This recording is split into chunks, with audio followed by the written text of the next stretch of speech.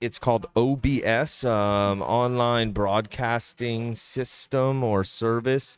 So it Cool. allows you to film, but then you can like bring in, look, I have this wireless number pad. We'll like tease what'll happen later. I can hit this key and it'll bring up, Oh, that's so cool. right? And then I have this. Wow. Oh, wait. Yeah, I have that. Right? Well, you guys will see that in a minute. So we're already recording, Miss Allegra. Brilliant. We're in it. We're in it. Welcome, my friend. Welcome. Thank you. Thank you so much for coming to hang out with me today. Of course, of course. Last night was fucking awesome. It was crazy. Dude. So cool. It's here, you know what I'm gonna do? I'm gonna make a quick adjustment of this for you. Okay. Out of your face and we can see each other. Cool? Yeah, thank you. Dude, I don't know what I expected last night. Like, obviously, I know you have all sorts of talented friends, and I figured, like, I've been to Grandview when there's live music before. When I walked up, and there had to have been at least 200 people there. I think maybe. It was insane. And you're like the nucleus of, and I know you're so humble and you're so gracious, and you may not agree with me with this, but like from my perspective, it's like you're kind of the nucleus of all of these talented people. And the way you hosted last night was just, I mean, it was amazing, dude. I'm so happy for you. Thank you. And then we got to watch the great moment. Oh, I was right next to your mom. Oh, really? Oh, good, good. My wife Danielle and her mom and I were all crying at most, like looking at your mom, and that was your dad too, right? Yeah. Oh my gosh. They're the best. No, I was just talking with Danielle about that. Like, my parents are so cool. Like, I've never taken that for granted. You know what I mean? I don't know. They've always, I feel like, been the perfect balance in terms of parenting. Like, you know, they definitely guide me and give me encouragement and support and advice and things like that, but never in a controlling way. They've always, you know, growing up, I've always had a lot of freedom, you know, to go out, stay out late at jams, making music with people and stuff. And, you know, they sometimes worry about me, but they've always kind of given me the space to, like, I guess, grow. Well, in it's different pretty ways, amazing because you can see how well that has translated into like the character that you are, the person that you are. You can see that freedom and not that pressure. Yeah. But before we get too far ahead of ourselves, I Yeah. usually like to start this with a simple, who are you and what do you do? I'm Allegra, and I make music, and I like to connect with people, and I like to mosey about the world and make people happy, maybe. And yeah. It's awesome. Well, you do a great job of all of the things that you just mentioned. Thank you. I know that you're a West Palm Beach local, but you're not from West Palm Beach originally, right? Yeah, so I was born in San Diego, and I lived there till I was 6, and then moved to the Virgin Islands, which is where my dad's from. Like, his whole family is from there. He grew up on a boat there, and so we moved there because his parents were there, and my grandpa, he started getting Parkinson's, and it was getting worse, so they kind of needed our help. So my parents and me and my sister, we lived there for 5 years, and then we moved to Florida. So first we were in Parkland area for like 6 months, a year, and then moved up to Jupiter, West Palm area. So Do you live in Jupiter now? yeah, I'm in like Gardens, Jupiter. Okay. Right by you guys. Yeah, we're But neighbors. Yeah. That's awesome. I saw you call your brother up on the stage last night. Yeah. What's his name again? Josh Miles. Josh Miles. Not to be too pry too much, but I noticed that you and Josh is black. Yeah. I know several people who their family adopts and have a large extended family. Is that the dynamic of your family? No, that's actually really And I funny. don't you mean said- to pry. No, you're good. It's so funny you said it. No, he's not my real brother. But Okay. like, it's fun because my real last name is actually Meilenberg. So Miles is not my real last name. Okay. But and neither is his. I forgot what his last name, his real last name is like Michelle or something like that. But our stage names both end in Miles, and so I when love we it. first met each other, he was like, "Oh yeah, that's my sister," like Miles, and it's like, and it's so funny, and people will be like, "Wait, are you guys real siblings?" It's like 100% no. Yeah. but he's always been like a mentor and someone I have looked up to and learned a lot from. And I mean, as you saw, obviously The he's song insane. that you guys like have he's together, just crazy. But is that something you guys wrote together? no, those were both covers, but they're like Oh, they are. yeah. So one of the songs we'd done at Voltaire, when Voltaire was I've heard of Voltaire. That's downtown West Palm. Yeah, downtown West Right, Palm. okay. Yeah, and so it's like on the second level.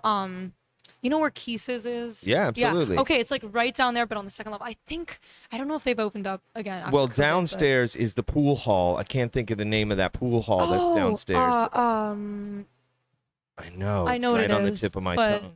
yeah, but it's like and the that's like second... 3 doors down from Respectable Street. Exactly. Yeah. So we actually, so he has a band called JM and the Sweets, and they've been huge in South Florida for a long time. So they were doing this big show at Voltaire, and it was sold out, whatever. And so he invited me to do some songs with him too, which was awesome. And we did that first song together. And then the second song was a Daniel Caesar song, and that's kind of like Josh's arrangement. He does it really different than the original. And no, so I'm so psyched anytime I get to do something. But It's so cool. You're like, this is my brother. And then watching y'all with that dynamic, I Right. was like, oh my, like it seemed like you guys were kin, or Right. at the very least kindred spirits, you know? No, it's always felt that way. Like musically, we just like align, and we definitely have like the sibling relationship. 100%. And you seem to have that with all of your friends. I'm Yeah, serious. yeah, There's, you know, yeah. I don't want, you know, I'm so enamored may not, I'm so impressed by you. You know, not only do you use your creative gift for your own talents and your own creativity, but you're a muse. I watch you in your groups, and you inspire people and encourage people. I was watching you last night, and there was a gentleman doing a solo on the bass, Yeah. and your mannerisms and the way you're egging him on, it's just beautiful. And that's like, it was a great representation of who you are as an artist, as and a person. Is that, has that always been something that you've done? Did you realize over time making music with people that was like the pocket you wanted to be in? Because it comes very naturally to you. Is the muse thing, have you always been a muse for other people? Is this a fair question? Yeah, interesting. No, it's cool. Like, I don't know. It's especially that group of people last night. So, you know, lots of people were hopping in and out, which was awesome. But so my band, which is, you know, Joey on drums, Chase, who you're talking about, on bass, and Rodley on guitar, they like, it's funny because I feel like they are also my muse. Like, really, like they even like bringing my originals to them, you know, I'll write it, I'll give it to them. They just take it to another planet, Yeah. really, that I never could have met. So I feel like it's a mutual It's thing. give and take. It's exactly.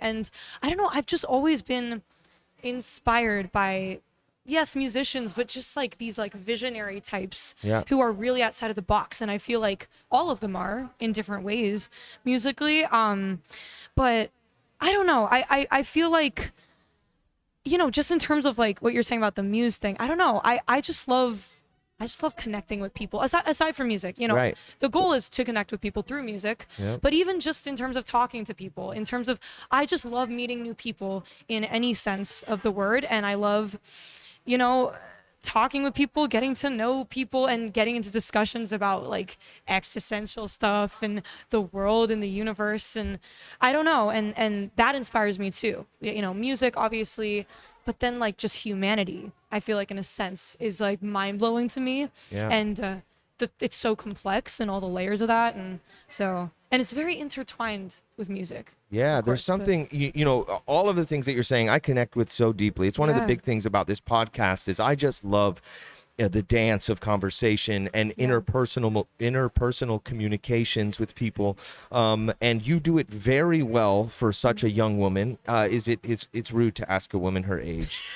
Do you mind if I It's ask fine. how old you I'm are? 19. I just turned 19. 19 Yeah. years old. Yeah, I believe that some people are sent from outer space to change the world. And I think that you, Miss Allegra Miles, have been sent from outer space to change the world. And I say You're that the from the sweetest. bottom of my heart.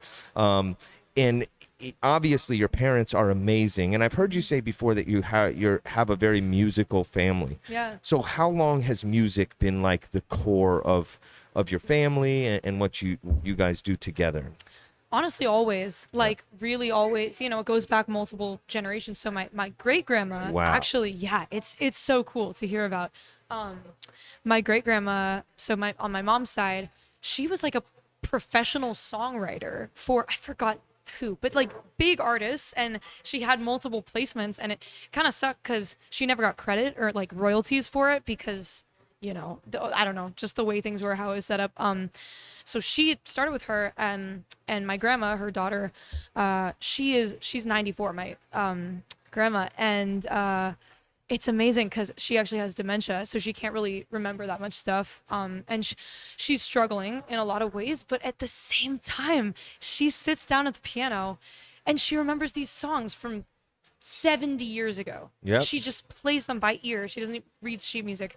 She remembers the words. She remembers the melody. She's always singing a song. Always, always, always, always. And, and there's a lot of stuff I feel like at that age that can get you down. It's like you're at the end of life.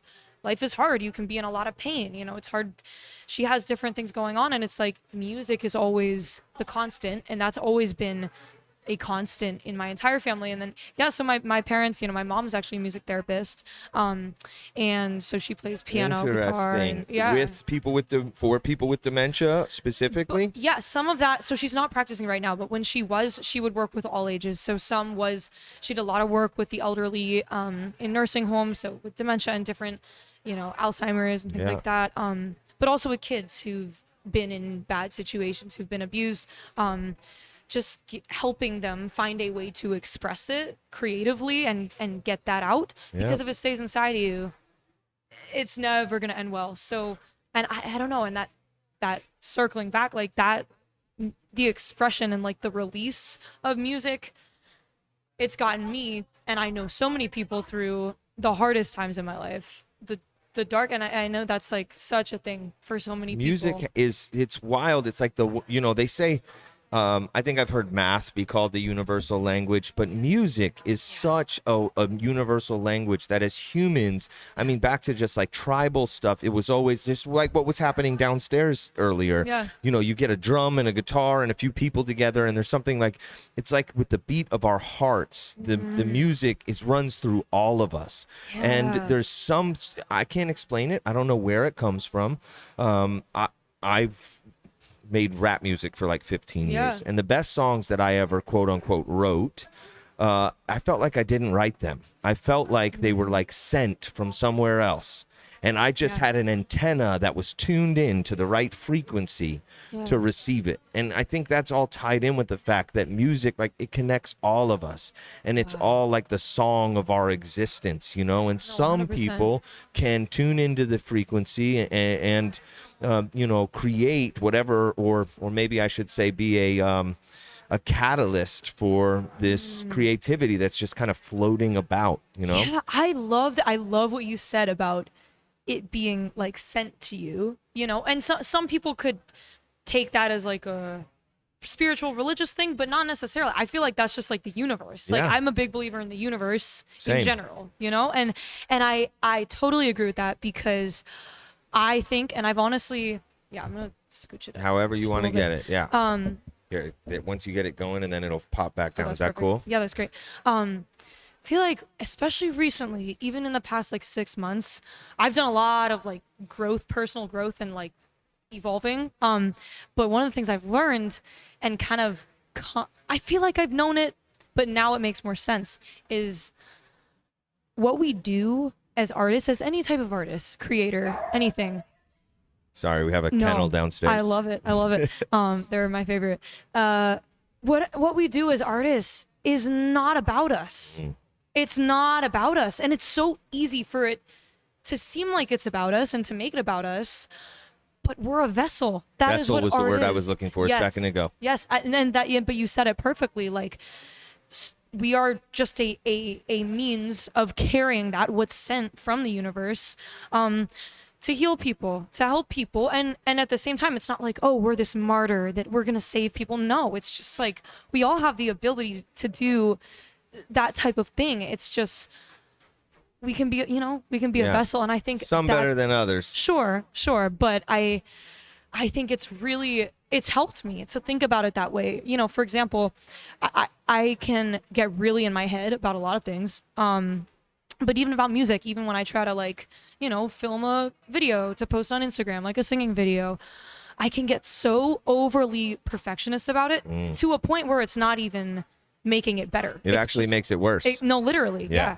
And I've tried to remember recently, when I get in my head and do so many takes, it's like the perfectionism, which won't ever happen. Yep. It's unattainable, and people don't feel anything also through so-called perfection. That's right. People feel and have an experience through real, authentic, raw feeling. Authenticity. Exactly. It's so important. I've seen a button on a VST plugin, whether it was Melodyne or if it was Auto-Tune, the button was called Humanize. Right. And it was something that caused a little bit of detuning, a little bit of throwing off the quantization to make it sound better so that it wasn't perfect, you know. And I also, there's another thing that a phrase that's called paralysis by analysis. And it's like if you spend too much time thinking about how to make it perfect or how it's supposed to be, you've already lost it. Right. You know? Right. And you just got to, sometimes that's why that first take is the best. Yeah. You can sit there and I try think to, most of the time. Yeah. Yeah. Especially when you're seasoned, rehearsed, like your skills have been honed. Yeah, let's boolah, dude. Yes, totally. I am so honored to have you here with me this evening. Thank you for having me. This is awesome. Dude, I love this. Thank you so much. Of course. This is to you and your future. We're all so excited to see where you're Thank you. headed. Boolah. Yes, boolah.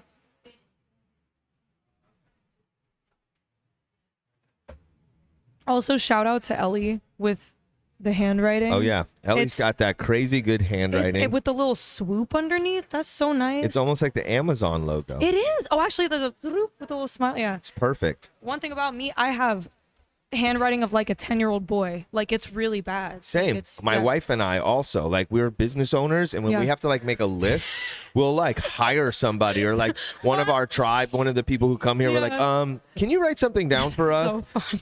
We can't read our own handwriting. There's something weird about that, and I don't know if it's my ADD or ADHD when I was a kid. Maybe I just didn't do enough of it.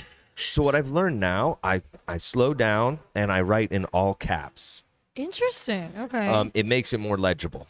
So I have to remind myself. Sometimes I'll end up with a word that has most of caps, but then I forget that I'm writing in caps. So then I have like a lowercase a, and it just like looks ridiculous. Yeah. But it's a trick that my stepdad taught me years ago to write in all caps, and it makes other people be able to read it better. So Cool. note I to need self. to start doing that. Too. Yeah. Smart.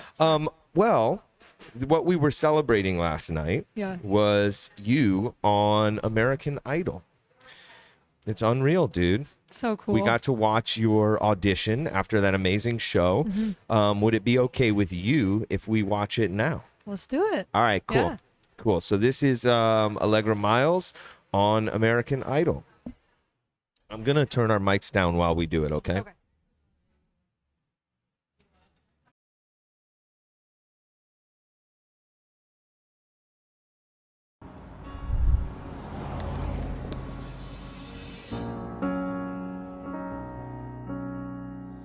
If you could see inside my mind, you'd regret what you did to me. You knew every way to make me blind, caught up in your fantasy. I loved it. Everything about you is looking like an artist.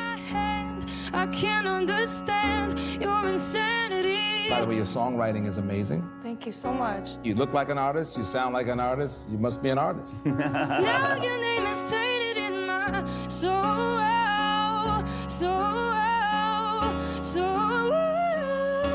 When you went into that next gear, those are the moments that we look for to know that this person is gonna be able to compete. I wanted to go down in history that I was the first to say yes. Thank you so much. Allegra, it's a yes for me. Wow. It's a yes, yes, yes. Thank you so much. You're going to Hollywood! Let's go, let's go! I'm going to Hollywood! Woo! Listen, we're in Nashville. Dude, so cool. It's really cool. How does it feel to watch yourself on national television? It's cool, but it's also like weird because I don't know, you know, I feel like a lot of like most people who do that, who go on the show, when you go in that room, especially for the first time, like nothing can really prepare you for that experience. like, so almost, you know, I remember some parts of it, but a lot of it is kind of like just went out the window. You know? yeah, like you blacked out. Yeah, exactly. So I really didn't even know what to expect, or I didn't even remember like how I really sounded. I remembered some of the things they said, but I don't know. And then it's interesting to see, you know, because obviously they didn't show the whole thing. They which montaged it. Yeah, it's okay though. It's Yeah, all good, it's still an honor but- to be on national Oh my television. gosh, You got a of course. golden ticket. Yeah.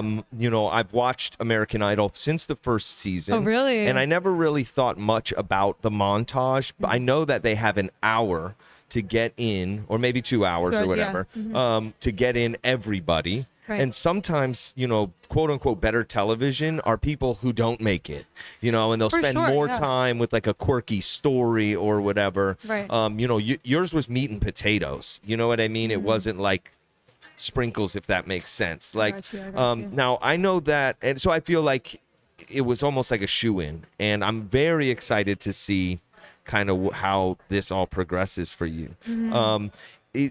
I've always wanted to know, the judges. That's the Yeah. only time you saw them or communicated with them. Is that At right? that point, yes. Yeah, at that point, Yeah. Mm-hmm. you now made it farther, and we're all going to watch to see how far you make it. Mm-hmm. Do you get like, what's the word I'm looking for? What's that called when you Oh, it's like starstruck. starstruck? Not really, honestly, but I one of the interesting things was, so when I walked in, like I you know, I was a little nervous, nothing crazy though. Like I was pretty okay.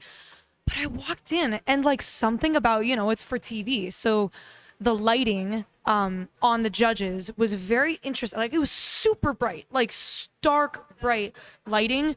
And also something about their makeup. And I don't know, they just looked like holograms. Like it didn't look like it looked like they're projected onto it. Oh my It was like a gosh, really very weird, surreal. Yeah. And then their voices too, they were coming out of speakers. So I couldn't hear them in front of me. I heard them like Interesting. around me. So it was just like kind of a little disorienting. Yeah. At first, but they were really nice. Like, you know, we talked for maybe 4 or 5 minutes Right. before, you know, kind of just talking about, they were like, oh, how'd you get into music? Where'd you grow up? Blah, blah, blah, all that stuff.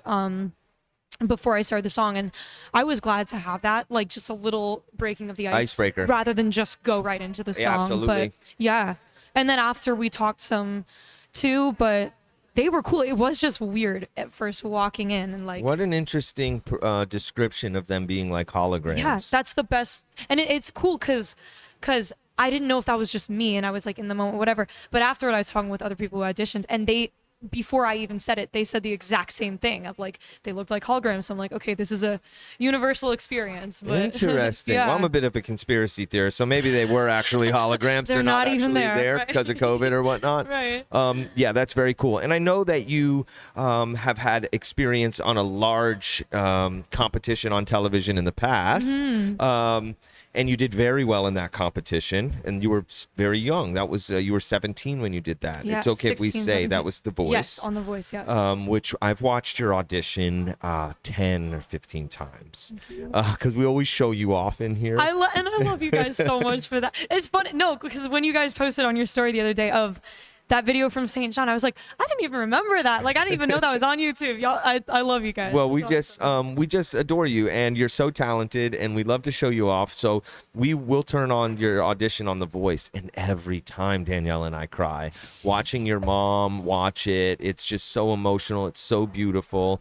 Are you comfortable talking about The Voice experience? for sure. My understanding is that you did very well on that show, but then COVID hit. Yeah. How did The Voice go down? Because we've watched your battle, you were just killing it, and then COVID was like you were in the finals, and then COVID happened. Yeah. So we filmed the first 3 rounds back in, it was the end of 2019, like October 2019, and then like January 2020. So right before COVID. That was fine. And then, you know, after that, after we found out we made it through to the live shows in the end of January when we had filmed it, you know, we were expecting to obviously go back out in... And that's in Los Angeles. Yes, in LA, Yeah. at Universal Studios. And we Sorry. were... No, you're good. Sorry about that. It's all good. We were supposed to go back out in like April, I think, so just a couple months later, and then obviously, We all know what happened March 20th. yeah, we don't need to repeat it. Yeah. But yeah, and so there was kind of like a couple weeks of a holding period where the show was trying to, figure out, okay, what are we going to do? Like, are we going to try to bring them out here and then risk, COVID and whatever? Yeah. And then eventually they obviously decided to do it from home, which was a very interesting experience. I don't want to sugarcoat it. Like, it was rough. It really wasn't fun. Like, I'm obviously so grateful still had to have been there and to have been able to continue in the show and rather than just ending it, because they could have done that too. And it was a good challenge for sure, but it was hard because we had very limited time, and also from home. So they sent us all the equipment. They sent us multiple cameras, all the stands, all the lighting, backdrops, wardrobe. They sent us everything. And then so we were on Zoom with the production crew, telling like me and my mom and my sister, okay, so you're gonna set up this camera on the tripod. Okay, wait, scooch it a little to your left, away a little bit back. And so we were, all like the three of us mostly, we were doing that and all of it.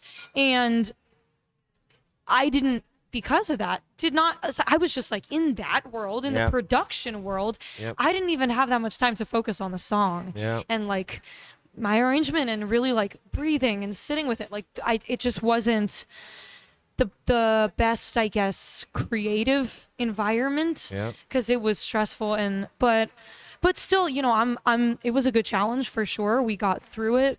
We did it. And I will say, I think The Voice did a really good job, like with the circumstances and to adapting to it. I know that was hard and no one obviously could have ever expected that. So And that was kind of like the beginning of this shift that we've now seen in television and in production. Right. You can kind of see the ripples of COVID when watching shows, like watching American Idol. When you go to celebrate with your family, you go to now celebrate with screens of your family in American Idol when they announce it, because they're being zoomed in or whatever. Did you do that scene where your family is on the screens for American Idol? So I didn't for that round. So I did it in a later round. Okay. So that's the thing. They have like different, production chooses. Certain people will do it for this round. Certain people will do other things that those people didn't do. So it's just understood. But yeah. It's when you did that, is it like there's a camera on you and it just seems like how do you know where to look? Is your I take it your family is live when they do that? Yeah. Yeah. So when I did it, it was amazing. Like the screens are so giant. Yeah. And seeing my parents' heads on the screen, it was funny. And I'm standing and then they're like just all the way up there. But yeah, they're like zoomed in and then somehow they fit it to project on the big screen. But there was a little bit of a lag, but it was cool. That's very cool. It's great. I've heard talks about potentially that they would do concerts like that or comedy shows where the audience would be zoomed in and there would be screens of faces in the crowd. I mean, I guess we're all learning how to adapt to this new post-COVID world. And it's just interesting to kind of see the ripples of that. It is. It's... I know everyone is sick of talking about COVID and obviously and COVID in general, but like, it's just why it really just almost feels like an alternate universe. I mean, thank God now we're like out of it and we're living life. But still that it even happened, it almost feels like a fever dream, you know what? And like the impacts of it, it's just so strange. It's been very strange, and it's almost like you said, like we shifted into now this new like parallel reality. And it happened fast. Like all of a sudden we're in this whole new world, and thank goodness for living in Florida, because we were able to have a sense of normalcy fairly quickly after the madness. There's some people in some states where for 2 years they were afraid to go to the grocery store. Yeah. afraid to leave their homes, you know? Yeah. It's so unfortunate, but thank God, you know, for all the people who made it out unscathed, and, you know, 100%. prayers for the you know, the ones that we lost through that time. Right. And no, especially I think about like California. You know, I have a lot of family in California, friends out there. And in the thick of it, they closed off the national parks. Yeah. That's what blew my mind. Like, okay, I get the indoor stuff at that point, but the national parks, like Yep. outdoors, and you couldn't go outdoors and like breathe and live your life. was So it's weird. so sad. It So was weird. sad, yeah. I made a video on Facebook in some point in 2020 where I had come across this list of the 30 most dangerous things you can do. And like Oh, it's number COVID. one was going for a walk. Number two Okay. was going to a state park. Number three was, it was like all things, going swimming. Like, wait, what? Oh It my didn't make God. sense. Now, I've heard that some of it was they didn't know how to handle it. So they Sure. wanted, it was like for optics that they were doing. Preventative. Yeah, Yeah. preventative, doing everything that they could. But it was like here when they told us we couldn't go to the beach. I'm thinking like, like I've learned that salt in the air is good for like the cilia in your Oh, lungs, I've if always that's the been right taught term. that. Yeah, growing up. Yeah. And that the ocean is so healing. Yeah. It just seemed so odd. So weird. And then like as you're saying too, the media with it, I think I've learned, especially from COVID, media on both sides, I think is very skewed and very biased. Yeah. And I think Both sides. Yeah, both sides. And I think it's an issue. I'm not going to say everything's a lie. It's all fake. Like, no, okay. There's definitely some truth to certain parts, but I Yep. feel like a lot of the time it's always inflicted with a bias. Yep. And some people, you know, they have their one channel they watch, That's right. regardless what you believe in. And that's their Bible. You know, That's that right. is everything. And it's like, I think it's important to take everything with a grain of salt. You know, it's not, don't ever watch the news, but just know it's not. There's so many different things affecting that and affecting the production and the politics. It's just That's right. And you know, part of Weird. it's entertainment. Not only that, Right. but you know, they get paid for ratings. right. They need eyeballs on the screen. They also have advertisers. You know, there was this clip that I saw that like all of these news networks sponsored this, brought to you by Pfizer. You know, and it's like if the people who are paying the bills Yeah. want you to have a certain narrative, that's the narrative you're going to have, you know? And I think it's Right. important for people to be mindful, like you're saying, of what you're watching. You want to be informed. Sure. The best thing to do is kind of watch a little bit of all of it, not too much. I agree with that. Yeah. And then make your own objective decision on what is best for you and your family. You Right. know, my poor Totally. mother locked herself in her house for 8 months, wow. maybe longer. Like she's just now getting comfortable coming out, and you know she's vaccinated, and so she Mm-hmm. feels more comfortable. But I felt terrible for her for a long time. You know, Yeah. I never, Danielle and I like never stopped. We owned a gym. I think I've told you this Right. story, and the gym was shut down, and we started working at this factory in Del Rey manufacturing these air purifiers. So there was a point where I was on 95. I was maybe one of 5 cars on I-95. It's so creepy. It was that must weird. have been weird. It was yeah. weird. I started spiraling, honestly. I started counting 5G towers. I'm like, they're everywhere. They're watching us. Yeah, yeah. At every exit, I see that there's cameras. Obviously, all this stuff has always been there, Mm-hmm. but it was just like we were all on this heightened level of like paranoia, worry. I remember at one point, this is going to sound weird, looking at the clouds, and even the clouds were strange. But it's like as humans, when we sense existential danger, we're looking for it everywhere. Yeah. You know? Yeah, totally. And I'm just so grateful to be putting that in our rearview mirror and moving forward. Seriously. You know, Seriously. I'll be 40 in a few years. I should be careful saying that. I'm 36 years old and you're 19. Mm-hmm. Have you noticed in the youth a new way of life now that COVID is like you know, in this post-COVID world? Can you feel it amongst your friends? Is it maybe not your friends, but you see other kids your age who are just approaching life in the world differently? Honestly, yeah, I've never really thought about that specifically. That's interesting. But now that you mention it, yeah, I feel like especially, you know, again, we're lucky in Florida. Like we've not been as affected in terms of the shutdowns and stuff. But I would say especially in the past like year or six months to a year, when I would say a lot of people in Florida, especially my age, feel comfortable, whatever, going out and being with each other. I feel like there's like this surplus or a compensation of love and like affection, and which is so nice. That's amazing.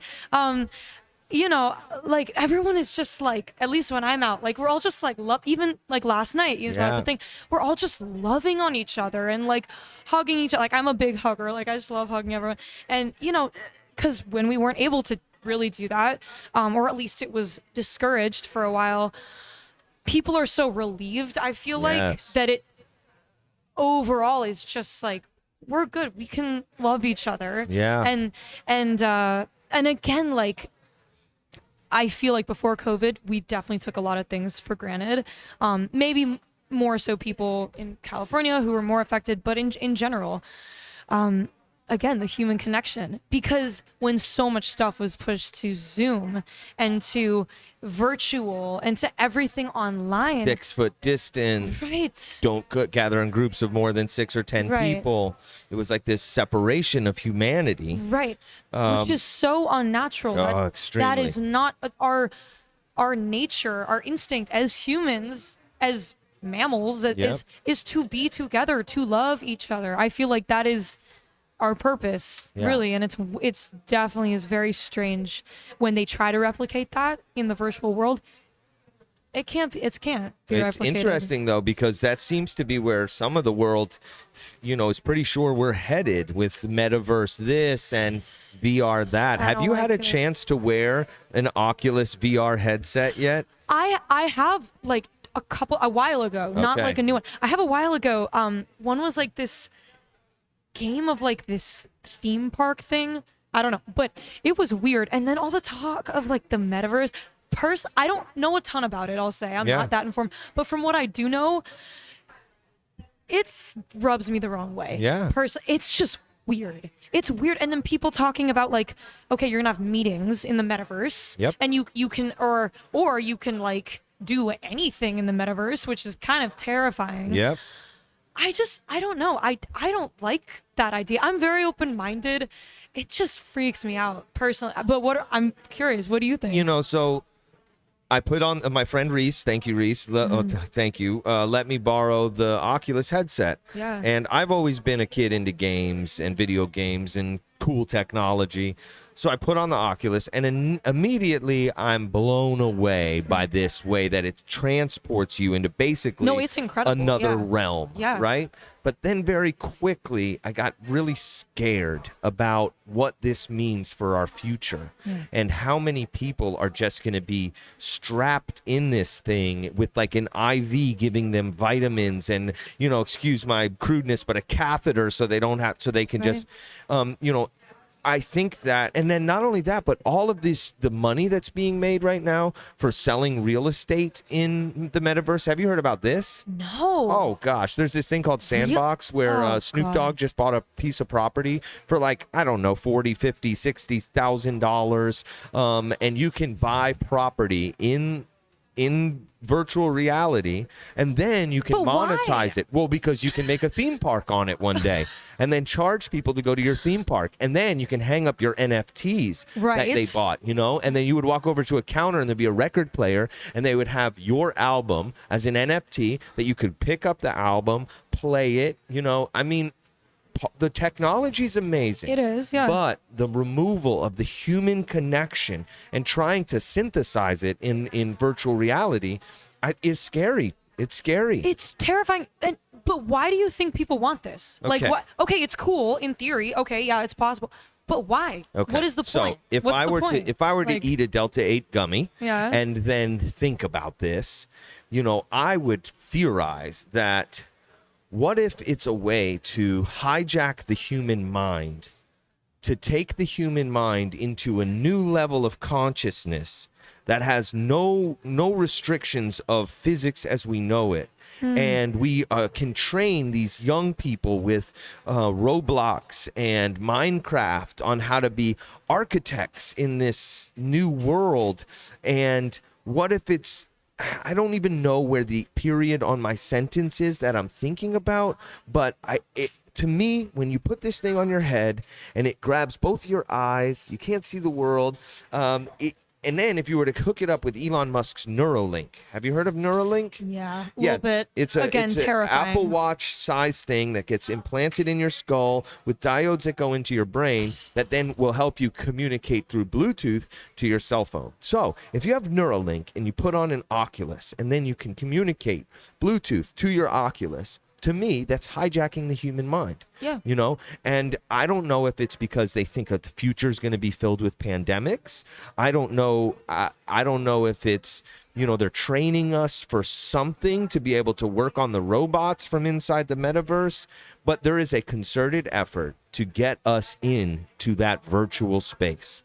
You Right. know, and I Right. wish I knew exactly why. Have you seen Ready Player One, the movie? No, I haven't. There's a movie called Ready Player One, and it's in a dystopian, near distant future where we live in double wide trailers that are stacked 10 stories high. And it's like everything's dilapidated. It looks like post apocalyptic. But you go into your trailer and you put on your Oculus headset, and then you have everything you ever wanted. Right. You know, Right. and it seems like, you know, hopefully not, but it's kind of where we're headed. And there's like this separation that's happened. So you've heard, you know, about the gap between like the haves and the have-nots, like the Right. 1% and the 99%. Yeah. So COVID happened. They shut down all small businesses. Walmart was allowed to operate. Amazon flourished. It's almost like they're having more and more people be poor and have less. And the And wealthy the rich people get richer. and then they want us in the metaverse spending our money that we got. Like we work at Amazon, Right. we pay Amazon for our apartment, and then we put on our Oculus headset, and then we, you know, use our Amazon paycheck to buy things on Amazon in the metaverse.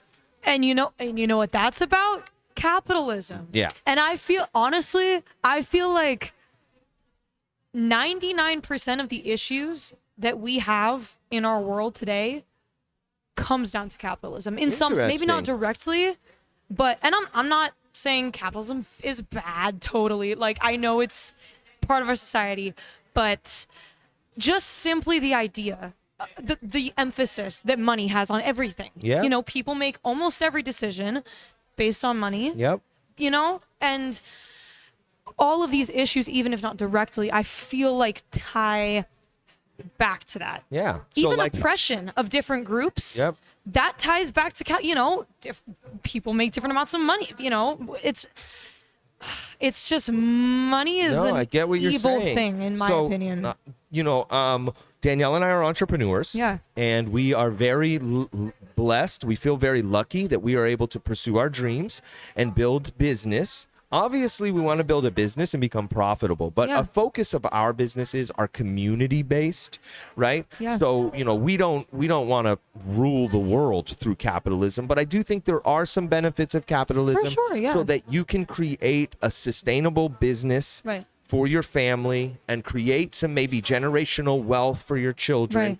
But this like unchecked capitalism Right. that pushes us to be sick, drunk, and broke, and then wanting the next new thing. That's the other thing too, the materialism. yeah. You know, that's all fed by capitalism. You know, we were they made these TV screens and then very shortly after started advertising on it. And you know, you can't meet somebody who doesn't want the next iPhone. Right. Everybody wants the next new thing. Right. You know, there's also theories about that we are, this is weird, but we are the sex organs for the machine world. We are here on this planet to just create technology. That is what I was talking about before. That's going to help us transcend into this. It's called the singularity, where the humans merge with the machines. I hate that. I hate that. Oh my. No, but I mean it makes sense. Like it makes sense what you're saying. But even more so after COVID. Yeah. So I'm not a conspiracy theorist and I do not believe this. Okay. I don't believe this. If you were to put on your tinfoil hat. Yes. Okay. In theory, when people have said, okay, like COVID is real. COVID is a real thing, Yep. you know, but there are some people who have said COVID is not real and, Yeah. you know, created by the government to make us more addicted to technology. Yeah. While that's Interesting theory. not true, Yeah. I don't think in theory it's bullshit just because, you know, the government benefits, I feel like, when we are infiltrated in the virtual world Yep. completely. They have more power over us because they control what's on there. You know, they control what we see, even if we don't realize it, even if it seems like we're curating what we see, we can choose. It's like, I don't know. That's, yeah. I think the theory that you're sense. talking about is, you know, plausible. And I don't know that COVID's obviously a real thing, that it's terrible, all of the people who died from it. Yeah. But, you know, what if people took advantage of the fact that COVID was happening and then used it to get us more dependent on technology, right? Which it has. I mean, Absolutely. working from home, Zoom, like 100%. And so what you're saying, like, on the foottails of COVID, now comes the metaverse and Yeah. comes NFTs and comes all these To things. save us. Here it is. Here's the metaverse. You can feel safe at home. You don't have to worry about getting a virus or ever seeing your family again. You can live in the metaverse and you can create the existence that you've always wanted. And it's always painted as a way of either enhancing our lives or entertainment. Like it always starts with gaming. Right. You know what I mean? Right. But like that's like to me like a magicians call sleight of hand. You Yeah. know, it's like look Yeah. over here while we're doing this. You know, there's a book that was written called The Great Reset.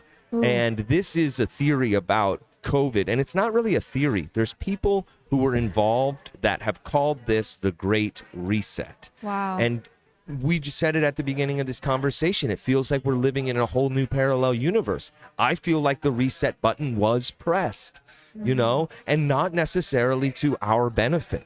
You know, there were some beautiful things that happened during the lockdown, specifically with our Earth. Do you remember about like all of the dolphins that were swimming through Venice and all of the smog that went away? Like, okay, Right, that seeing was the before and after, Yeah. like that was great. it was And beautiful. yes. And maybe it opens our eyes up a bit about finding a bit more balance with our Earth, which is Yeah. like the biggest living organism in the world, and we live on it, you Right. know, but we can't have a future without us.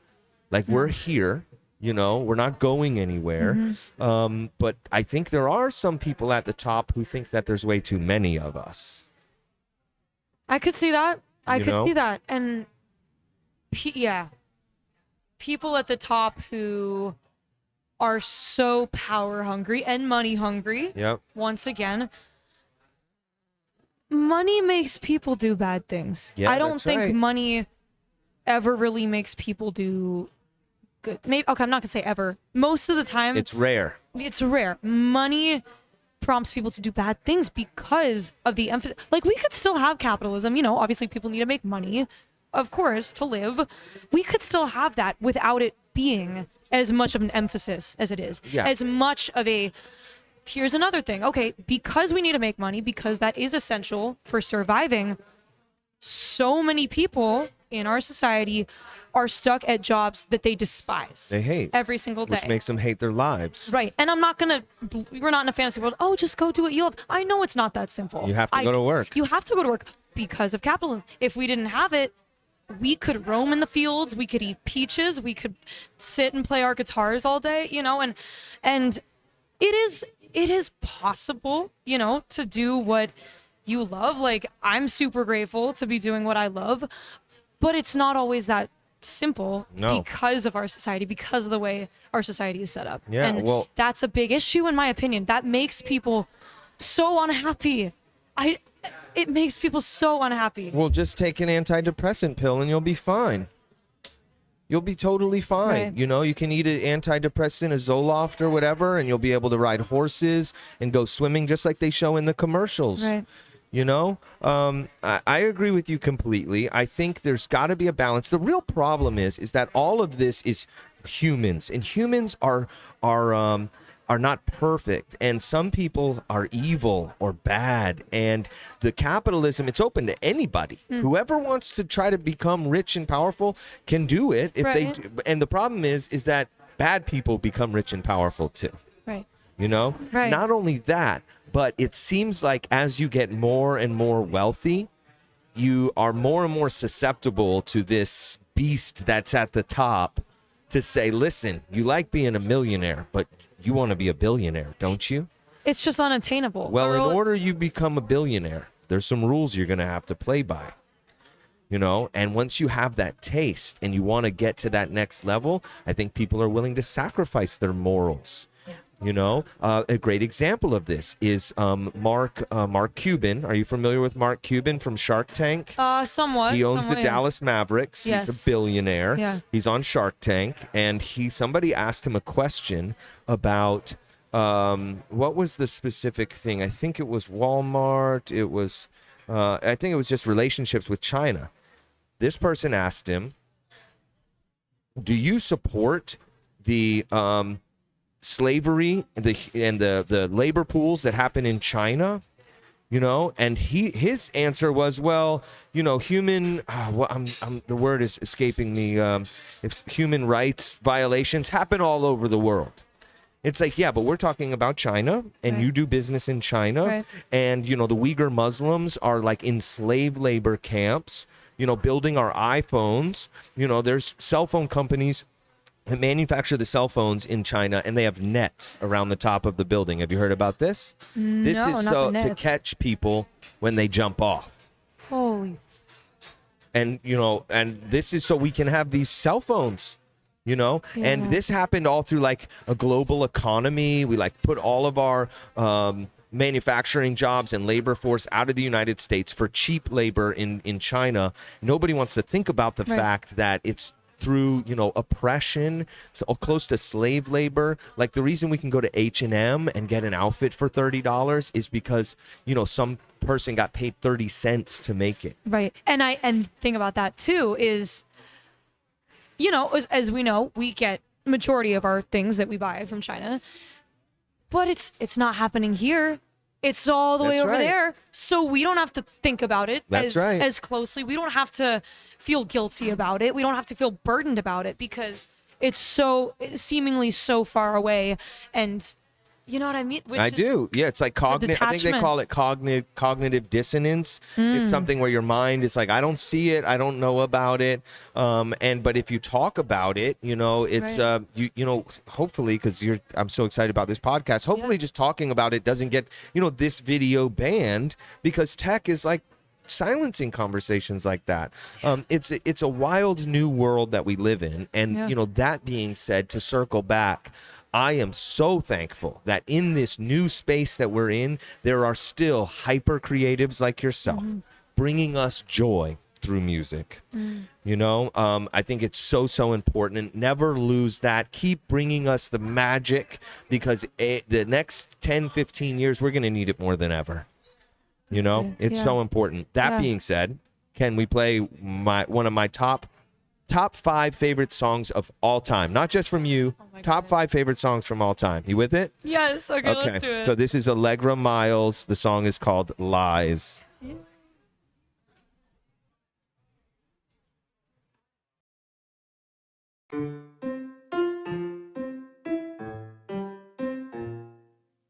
You hit me up that day in October, and you said you wanted to be my only lover. We hadn't met, so I didn't get why you were moving so fast.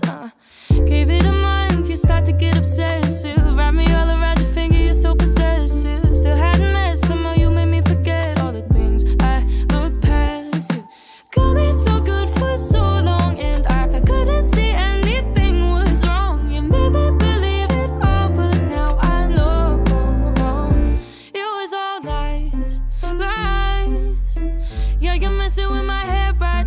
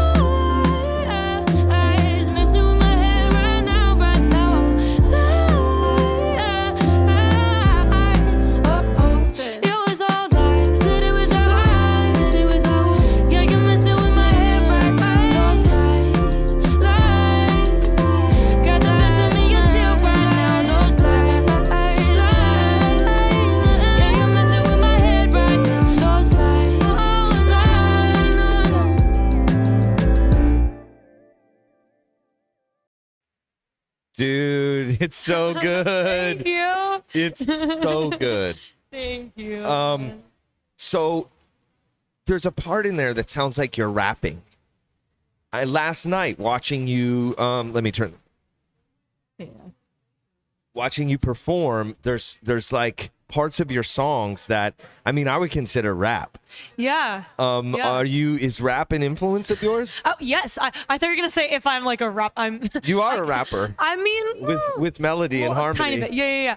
No, and it's cool you said that because actually, honestly, these days, most of what I listen to is rap or R&B. Yeah. Mostly, I listen to a lot of rap. I love Saba. I love Smino. I mean, Mac Miller has always been a huge inspiration. Tons of people, but No Name. Do you know No Name? No. I'm gonna send you some of her stuff. She is a prolific songwriter, Oh, visionary. dope. Like but no, I definitely I've always listened to lots of different things. Yeah. But rap and R&B, soul, jazz have always been big inspirations. Like growing up too, obviously lots of different things from my parents. They played a lot of Stevie Wonder. And then some of the like 70s hippies bands, Fish, Grateful Dead, CSN, Joni Mitchell, Carole King, like all. But it's cool because I do feel like I have a lot of different influences in my Yeah. music, and I'm glad it seems like it sort of comes through. Oh, so. it's so cool, dude. Yeah. It's so cool. Like one of my favorite things about rap and has been for years Yeah. is hearing something that just like blows you away and then playing it on repeat so you can like learn how to rap along with it or sing Like it, along with it. yeah. And there's parts in there that I'm like, oh wait, play that over. I got to figure out, yeah. the cadence and whatnot. Yeah. I think it's so cool for musicians to be like you were talking about your influences. Mm-hmm. A talented musician doesn't replicate, but it's almost like you become a soup or a goulash of all of your influences. And like to me, everything that you just mentioned, like it's all in that, Thank and you. it creates this like whole new thing that still sounds familiar, and it's you. like it's clear that like you can see like I can't pinpoint any specific influence, but when you talk about it, Yeah. I'm like, oh yeah, that's like a soup of everything she loves, and it just Cool. like comes Thank out. you. Obviously, you're not thinking about like, oh, I want to rap here. It just flows out of you, I'm sure. What is your creative process, if you don't mind? I don't want to Yeah. like you to give away your secrets. Oh no. But you're ready to do a song, right? How does that start? Do you start with the piano? Do you start with a chorus in your head? How does that work? It really genuinely is different for every single song. Like it change. Sometimes I'll have like lots of ideas, or I don't know. It definitely comes in waves for sure. I'm not always totally inspired.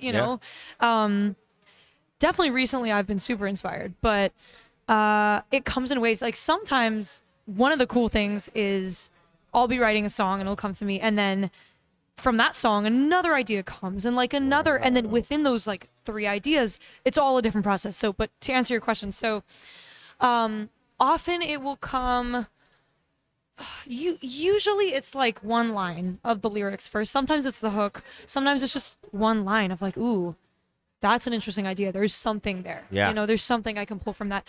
Usually happens when I'm, feeling a certain type of way, whether really good, really bad, whatever it is.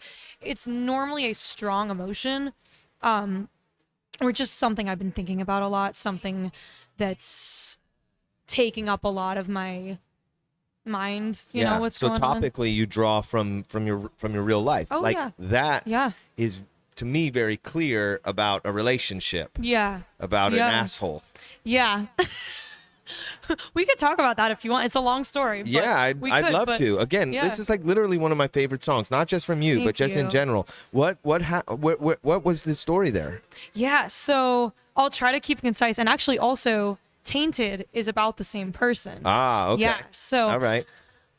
it's a super long story, and I whenever I tell people, it always is super long, but I'll do my best to keep it concise. But it's essentially, that song, or both of those songs, is about. So I was catfished, actually. So another strange. Interesting. This is here's the internet, Exactly. the effects that it can have on us personally. Yes. So, and it is kind of hard. I mean, it's at this point, I'm fine talking about it, but for a while it was really hard to talk about because inherently, like, when I say that, I sound stupid. Like, and it's okay. Like, I get that. It's like, okay, well, how could you not have known? How could you, and I get that. Like, and I think that too. But my experience, it was the most manipulative, abusive, full, all-encompassing experience. So it started, it was in 2020, actually during COVID, right when it started. It was like April. I was doing lots of lives, like during The Voice, live videos, kind of telling people to vote and just talking to people. Tons of random people would come on the lives. And so one time, this random guy named Tyler, he just started, commenting whatever. And it seemed like we had a lot in common, like stuff that he wouldn't have known that I liked, but we happened to get along. Eventually, we started talking, messaging, and then we started texting. And then we just, over the internet, somehow really connected. And it was weird. Like, it was weird how much we connected. But that went on for a while. And then... But the thing is, he never wanted to talk on the phone for some reason. And, like, I don't know. I don't love texting. Like, texting, I feel like I can't really express. In person or not personal. Right. Texting. Right. Yeah, exactly. And he had said he was in Miami. And so we were going to, like, meet up.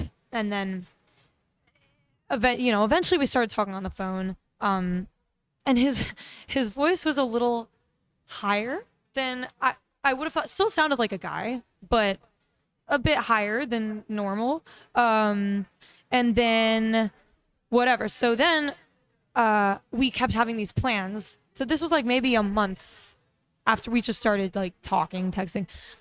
We kept making these plans, like concrete plans to meet up, to finally meet up because we really connected. We want to see each other. And every time we'd have a plan, like 30 minutes before, it'd be like, oh, I'm so sorry. Like, I can't, like, this came up. But they would seem like very valid reasons. And you're a very understanding person. Yeah. Yeah. And I am, but I'm not a pushover. And this experience, the manipulation through this made me someone I was not. And so that's a big part of it. So whatever, we keep having these times, we're going to meet up. And then for like weeks, it would be that. And I'm not usually like that. I'm not usually someone who would just take people's shit. I really don't, but it was something about the way that he would like talk to me and like reel me back in. And honestly, after he would continue to cancel and make all these excuses for why we can't meet up over and over continuously, he would apologize. And then if I would like be like, hey, so why aren't we meeting up? Why is this such a continual thing? He would gaslight me into feeling bad about asking, and then I would end up apologizing back. So it was just a really horrible cycle. Whatever. That kind of kept going for a while. And then what happened maybe 2 months after that, I was going to be going out to LA to work on some music, like for a stay with a family friend for a month. And like a week before I was going to go, we still had never FaceTimed, obviously, because there are all these excuses of like, oh, I can't, like, I got a new phone, like the FaceTime isn't set up, like, sorry, like, but we're going to see each other soon in person. So it doesn't matter, So I was going to be going out to LA. A week before I went, Tyler was like, oh, I'm going to go too. Cause he was an actor and he was going to like get meetings, talk to his agent, do whatever out in LA so that we could finally see each other too, because we'll both be out there. And whatever. So the time came. I mean, I was like, okay, whatever. I was definitely, from the beginning, I was questioning the existence of this person. That was always on my mind. Yep. I wasn't oblivious to that. But I would bring that up from time to time when it got to like a breaking point of if you don't find a way to FaceTime me right now, you're a catfish. And then when that happened, he would explode, like just blow up, make me feel like absolute shit for even suggesting that. It's like, you know me, you know my family, you know, because he had created online profiles for No. for his mom, his dad, his brother. I would talk all the time with his brother about Tyler and about, you know, whatever. His mom would be like, I'm so happy for you guys, all this Oh stuff. my His gosh. friends, he would post and tag these people to make it look like, you know, he had friends, he was a real person, and those were also profiles he had created, but somehow find a way to get followers on them. So it was just this web of lies, as Yeah. the song says, that was so well done. And I hate to say this, but I'm pretty sure it's true that he had 100% done this before to someone else. Oh, he's a professional. Yes. There's no doubt. Yeah, there's no way. And it sounds was- like he targeted you. Yes. So you already aired on The Voice? Yeah, so this was near Yeah. the end of it. Actually, yeah. He targeted you. Absolutely. And the thing is, I really don't talk, you know, I get like lots of DMs and stuff. I don't really talk. I don't look at that many of them. I don't answer that many of them, but it's like something about it. So anyways, sorry, I'm rambling. No, that's okay. But This is awesome. Yeah, I mean, yeah. it's terrible that No, you went through this, but to hear the backstory and what a wild backstory Yeah. it is. Yeah. So he's messaging you. You have a whole family. He's like, you know my family. You're going Right. to California, and then does Totally. it come to a head at some point? Yeah, so I go out there, whatever. And so this thing was, so I was supposed to be staying with a family friend, but then that kind of fell through, like it was, you know. And so this was like maybe a couple days before I went out. Tyler was like, it's okay, like I'm staying with my aunt and uncle, you can stay with me. Like, I know. Like, I promise, like they have an extra bedroom, like they'd love to meet you, you know, there's all this. And also, like, I can pick you up from the airport. And again, I know it seems like, why the fuck would you listen to this? Why would you give into this? And I just have to say, like, I'm not, it sounds like I'm delusional, and it's hard to articulate kind of the extent of it. No, I and understand. even before, like, okay, so I would be going to the store to get food, whatever. I'd be on the phone with Tyler. Tyler would be like, hey, can you pick me up this, and this at the store for when I see you later? So it was like very, What? yeah, like just so strange. So And anyways. you're thinking, why would he ever ask me to get stuff from the store if he's not like a real person, or I'm not going to see well, him? exactly. It's like And that's so the mundane. fact that he was a professional, Yes. and you didn't just fall for somebody who was messaging you. No. There was so many layers Yes. to this Yes. that it was like you're questioning your own, like, oh, I'm being ridiculous. This is clearly a real person. Yes, right, exactly. And so, and for every doubt, for every issue I had, there was always, you know, like seemingly valid excuses. Yep. Full layers of it.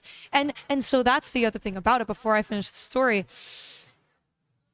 I really do not think he would not have been able to really be living much of his own life, because his entire life was devoted to making me believe this. Because, you know, he was messaging from all these accounts, he was posting from all this stuff. It was just Like literally sitting in front of his computer. all day, just devoted to this. Wow. So anyways, so I go out to LA. Tyler said he was going to pick me up from the airport. I was so far into it at this point.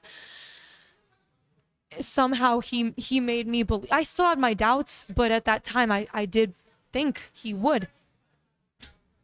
Of course, I get to LA, call him, you know, obviously not there. You're at the airport? Landed in LA. Yeah, was supposed to pick me up. Of course, is not there. So I figure out a way. I find a hostel for the night because I can't, you know, I don't have anyone to stay with. I was reaching out to tons of different people, whatever. Later that night, many hours later, he gets back like, oh my God, I'm so sorry, Allegra. Like, I love you so much. Like, I so sorry. Like, I've been so horrible to you, but like, it's gonna change. I promise. It's just been so many bad situations, but I promise I'm not like this. Like, I'm gonna see you. I can't wait to see you. Oh my God. Whatever. And so it just, I was kind of at that point, like, bro, I learned a lot that summer when I was out in LA. So I was by myself. I was 17, roaming around by myself. I didn't have anyone to stay with. And actually, you know, my mom was worried about me. Of course, my parents were worried about me with this, but, and I really don't like lie to my parents. Like I have a great relationship with them, Yep. but through this, Tyler found a way to manipulate me into lying to my parents, saying like, no, I'm good.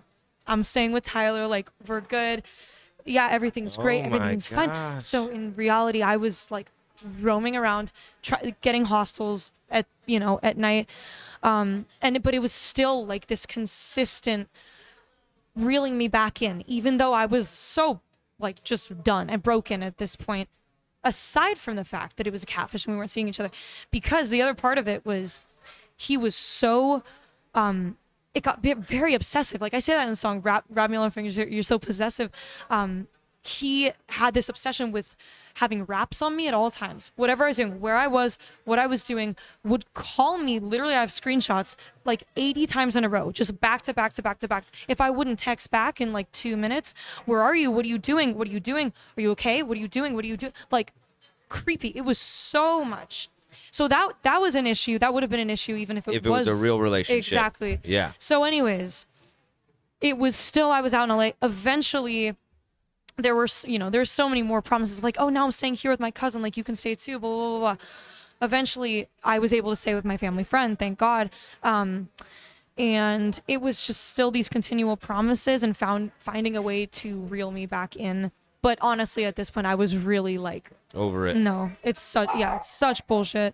But there was this one time I was walking and in LA, I was still with my family friend at that point, but this was like gonna be the day, like finally after everything, we were finally gonna meet. And he was saying like, he's like, I know it sounds like bullshit. I know, like, I get it. I get why you would feel that way. But like, I promise with everything, I swear on everything. I swear on my mom. I swear on this. I swear on that. Today is the day. Like I promise I'm driving right now to pick you up in Santa Monica where you're staying. And it's, it's going to be great. Obviously, updating me the whole way, on the phone with me the whole way. Like, okay, now I'm like 30 minutes away, whatever. 15-minute, and had a place. He's going to pick me up. Like 15 minutes before he got there. Oh, fuck, I'm so sorry. Like, the tire just popped out of nowhere and I can't, like, I have no way to get there. My cousin's gonna try to pick me up. I'm so sorry. Like, I'm a horrible person, blah, blah, blah, blah. So, and eventually, maybe like a week later, so I was still like working on music and stuff out there. It just got to a point where while I did at that point think like, there's no way this is a real person. There's no way. There's very few reasons and ways it would be possible for it to be a real person. But regardless of that, I was like, I was broken. Heartbroken, but also just so drained from the obsessiveness, from how aggressive it was and how I was like warped into this reality and I was living kind of through him in a sense. I wasn't really living for me and you know what I mean? And so at that point I was like, I need to be done with this. I don't even care if it's a real person. I just can't live like this with this obsessive, sickening thing anymore. So, I called him and I honestly, I had tried to break up with him, quote unquote, multiple times before, and it was basically just like a refusal, like no, and like would threaten me and have like aggression, different things. It was awful. But this time I was like, no, I need to just block him after and be done with it. It was like a 3-hour conversation, basically sobbing to me, saying, no, I need you. You're the love of my life. I can't live my life without you. All this shit. Like, no, you can't do this. You're making a big mistake. Don't listen to them, what they tell you about how I'm not real. Blah, blah. And so, no, but I was just like, I was done at that point. And I got off the phone. It was like impossible to get off the phone. But so I was staying with my mom's friend and then her son, who's my age. And I was talking with him about it, Jack. And he had heard about it before, but then he overheard the conversation too. And he was like, Allegra, he's like, I promise you, there is no way this is a real person. So then from there, me and him, we started doing this like internet sleuthing. Like I had done that before with other friends and nothing checked out in terms of his existence, you know, looked at contacts and schools and all that. But at that point, I was so deep into it, it didn't matter. But again, now that I had this clarity, we looked together at all these different things online. Like he had said he was on this football team at this specific high school in Miami. Obviously, we checked that. Name was not there. Wow. So all these different specific things, the reverse image searching, his existence was just not there. And so Jack helped to convince me, like, once and for all, while I was almost there as I needed that extra push. It's like, no, this is 100% like not real. So I then called Tyler back actually just to tell him, like, okay, I know once and for all, you're a fucking catfish. Like, I know it. And obviously still he's like, how dare you say that? Like, they're putting these words into your mouth. They're everyone else is, you don't forget like what we have, like, what we have, like all this shit. And, but no, I was done. So at that point I hung up the phone and I said, call me back when you're ready to admit it. And this whole time, blowing up my phone. How dare you say this? Still in complete denial, of course, for about a day and a half. And then like 2 days later, texts me and says, hey, can I talk? And so we talk, reveals everything. It was Really? all a lie. Everything. So like 2-3 hour conversation. Except for one thing. So he was like, okay, yes, I'm a catfish. He said, I'm so sorry. Blah, blah, blah. Except there's one thing I'm not ready to tell you yet. So I'll tell you tomorrow. So the next day, calls me and says, actually, I'm a girl. I'm a girl. Yep. Yeah. And yeah. And so, and then from that point, the weirdest part, she gave me all like her social accounts. And so I saw what she looked like. This person I had been talking to for this point, it was like 5 months. Yeah. About 5 months. And then we convinced her to FaceTime us as her. And she agreed. And that was the strangest experience. I can't even tell you. Hearing this voice I'd been hearing through the phone for so many months, through this girl. I have no, you know what I mean? And it was very strange. She had very little remorse about the whole thing. The most she could say was like, yeah, I'm sorry. I know it was wrong. That's it. No emotion. No emotion. Especially from somebody who was so emotional So emotional. Yes. as this fake person. And so essentially, I blocked her on everything after that. And however, she continued to make new accounts on all platforms, emails, phone numbers, WhatsApp, Instagram, everything to reach me and kind of just still harassing me and guilt tripping for many months after. At that point I was like, I kept, blocking them every time they would pop up, but that was kind of a rock bottom for me. Like, there's really no words to describe the extent, like just the range of emotions. I was just sick. I was like, I've dealt with depression a lot in my life, but this was the lowest point, 100%. And I couldn't get out of bed. Like, it was just, that was kind of the case for like 6 months following that. Oh my gosh. So yeah. But I wrote a lot of songs about it. Really? So, yeah. More than the two that we've heard. Yeah. Mm-hmm. Which we hope we'll hear more. Yes. So I cannot believe you went through such a like harrowing experience. Yeah. But because of your talent and your insightfulness, you really created some magic from that, dude.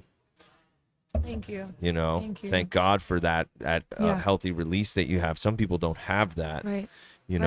And holy shit, what a story. It's literally right out of that TV show. No, it literally is. Oh my gosh. Literally is. And it's funny because like, and that's why I actually did, if you can see, if you scroll back on my Instagram a little bit, I actually wrote a whole post kind of explaining all of this, which I okay. didn't want to do at first because I was like, I don't know, I feel like it's so easily misconstrued, and regardless of how well I try to articulate it, no one will ever understand the extent of it, you know, Yeah. because like just the all encompassing, it was so consuming of it. But I thought, you know, right before I released Lies, I was like, you know, I think it's good to be transparent. I I'm think gonna it's tell the good. story. Yeah, and this is what the song's about, and so Holy yeah, shit, yeah, dude. so I'm so sorry you've gone through that. Thank It's you. in your past. Yeah. Yeah. You know, and like this is the fear of a virtual world. Exactly, it's all ties And in. this is a professional,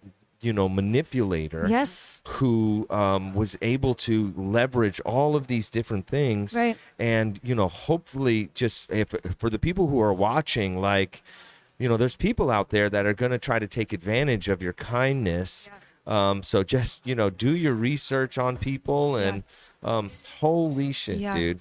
Yeah, That's man. insane. Yeah, it was definitely changed my life for Yeah. sure. Changed me as a person, in so many ways. Your Kinda- ability to trust people. sure, it changed my worldview, and for you know, for a while, as I said, following it, I was really just like in the lowest points. I was just like, anytime I would think, like she was the only thing I could think about. She was consuming every single part of my being for the entire time. I could not get like, and I say it in Tainted. I say, you know, wish I could forget the sound of the words that you said to me. Like her voice was just ringing through all. I would have nightmares about her, like, and I would wake up like sobbing because it was just the most, like, she was chasing after me. Like I definitely for a while kind of had some PTSD from it. Yeah, I'd imagine so. And I would always think, like, because she had my address, like, is she going to show up to my house? Is she going to show up to a gig? Is she, you know what I mean? And for a while, that was really, like, all consuming, and I was in the darkest point of it. But eventually, this now back in, like, I would say April, a year later from the start of it in 2020, April of 2021, that was when I finally got out of that. And a big, I mean, a lot of it was just self healing and Yep. time. But my mom actually knew this energy healer lady who's in California, and you know, I do believe in some of that type of stuff. I'm also skeptical, you know, I don't believe everything necessarily, but my mom has gotten through a lot of stuff from this lady. And so she set me up an appointment with her because I was, you know, in the thick of this. Yeah, you needed anything would help. Anything, exactly. And so she actually works mostly just through the phone, which blew my mind. I would have thought, okay, if it's an energy healer, you need to be in person. But she does a lot of work through the phone, kind of just, so I talked with her for about an hour and a half about everything, kind of even when I was a kid, like growing up, kind of my whole story as well Yeah. as this. And then we hung up the phone, and then so she had told me, just lay on my bed, you know, close my eyes for 30 minutes. And that was when she would be doing her work, what she does, which is insane. And so after it, right after, you know, we talked on the phone again, she's like, okay, you did really good. I didn't at that point feel any like shift or anything. 2 weeks later, again, it wasn't drastic, but I would say about 2 weeks later, I was thinking about this girl for the first time, the catfish, and I felt okay. I felt okay. I didn't have this insane resentment and insane just like hatred. And I am a very loving person. I really do not hate people. Right. I could, for so long, that was just consumed all of me, was this hatred for her. But at that point, for the first time in like almost a year, I felt free. And that's and the reason I know that it is from this energy healer is because nothing else had changed. You know what I mean? Yeah. And I just knew, and I felt free, and I felt okay. And what I've learned is like, what she did to me has nothing to do with me. It really has nothing. It's her reality. It's her world. And I have learned a lot from it. And honestly, at this point, I feel like I'm a much better person now. I am more understanding than I was. I think I'm a kinder person because I've seen the other side of that. I have so much to be grateful for being alive, for being here, for being happy. So, you know what? I would not take it back at this point.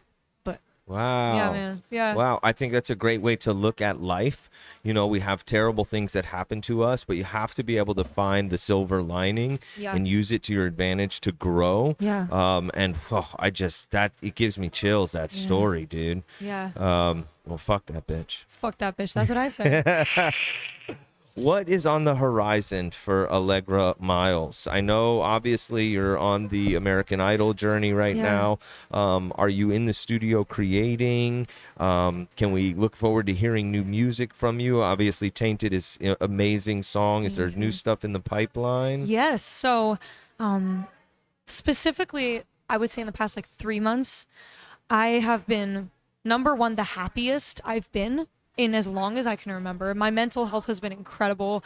I've been like so creative and just on this like wave that I am so grateful for, of inspiration, of music, of love surrounding everyone. And so I've been writing a lot, and also recently I've been recording a lot. And actually, I started working with this new manager out in LA, and he's been incredible. He's been connecting me with these producers who I'm gonna work with when I go out to LA, and they all just like, they've heard the songs and they're working on ideas. They get the vision so well. You know, I'm learning to produce too, and I've recorded some stuff here. I have a couple of other songs I've recorded locally, and they will be coming out soon. And I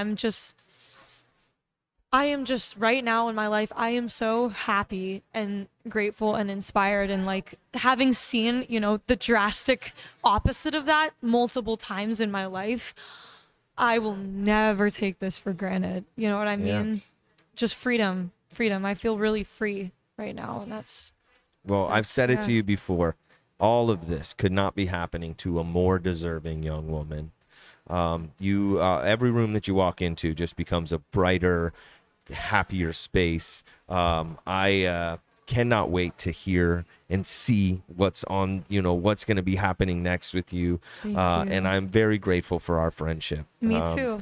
You're an amazing young woman. Thank you. If people want to keep up with all of your happenings and follow your journey with you, is I'd imagine social media is the best way to do that. Yeah. Where can people find you on socials? So should I look here? Or Oh, should I- yeah, you whatever. can look here. This is our fly on the wall. Hey, guys. Yay, what's up, guys? So you could check me out, you know, Instagram, Facebook, Twitter, TikTok, YouTube, all the things, just under Allegra Miles. So Allegra, like the allergy medicine, Miles, like you're running miles. And I also have music out on Spotify and all other platforms that you can listen to, original music. So thank you guys. Yeah. You heard it here, Miss Allegra Miles, the incredibly talented and infinitely gracious young woman who we are all Gassing me up. blessed to be witnessing this journey that you're on. Thank you you. so much, Thank dude. you so This has been much. fantastic. You're the Thank you for best. sharing all of that personal stuff with Of us. course. I'm sure there'll be a lot of people who have been following you who are going to be really excited to kind of hear this conversation today. Yeah, So thanks for having it with me, dude. Thank you. And one last thing I want to say is thank you guys for creating, as you were saying, this community, this beautiful community. And you guys are always so supportive of music. You have music happening all the time here. You know, me and other people have recorded songs here. And it's just so cool. And you guys have always like cultivated community music and just love and such good energy. And we need so much more of that, especially right now. So yeah, I love you guys. Thank you. We love you too, and thank you for saying that. That's Yeah. a daily goal for us. Yeah. We are nothing more than the people who are around us, Right. and we have Right. been blessed that such talented people have walked through the door Right. as yourself. My friends, thank you for joining us for this conversation today. Thanks, if you guys. like what you heard and want to hear more, like, comment, subscribe. More importantly, go follow Allegra Miles. Every Sunday night, she's going to be on American Idol. We'll be playing it here on Sundays. If you're in the area, you can come watch with us as we cheer on one of our closest friends, Yay. Allegra Miles. And then maybe we can finish this conversation or have continue this conversation, a few months down the road. I would love it. Cool. Let's do it. You're the Love you, best. dude. Thank you. Love you too. Thank you so much. Thank you, guys, and we'll see you next Thanks, time. guys. Bye. Bye.